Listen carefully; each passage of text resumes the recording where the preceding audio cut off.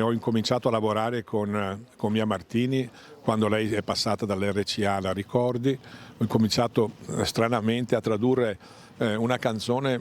Mi ricordo Giovanni Sangiucci, che è il direttore artistico della Ricordi, che mi diceva: Maurizio, dovresti fai il testo di una canzone di un certo Elton che sta cominciando ad avere successo in Inghilterra. Questo Elton era ovviamente Elton John e la canzone era Your Song. E ho cominciato così, traducendo questo pezzo che poi Mimì ha cantato nel primo disco che ha fatto con la Ricordi, e ho cominciato la collaborazione con lei. Ovviamente ho conosciuto Loredana Bertè, con la quale ovviamente ho collaborato per molti anni, e ho scritto tantissime musiche e canzoni per Fiorella Mannoia, da Come si cambia. Maurizio Piccoli, veneziano, artista poliedrico, scrittore, compositore e cantautore, ha lavorato con tantissimi personaggi maggiori della musica italiana e internazionale. È un pozzo di ricordi e aneddoti.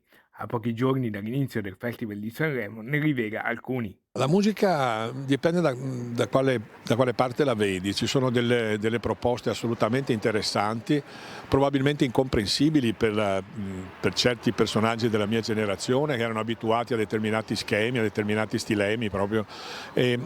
Però devo dire che insomma la musica va avanti, deve comunque sempre servire le persone, il pubblico, deve piacere. Probabilmente forse è un po' meno rivolta alle persone della mia generazione. Non poteva mancare, per salutare i telespettatori, un suo assolo benaugurante. Un pezzo dei Bee Gees che si chiamava First of May e faceva una cosa, pensa poco: When I was small and Christmas trees were tall, we used to laugh while others used to play. Don't ask me why, the time has passed us by, someone else moved in from far away.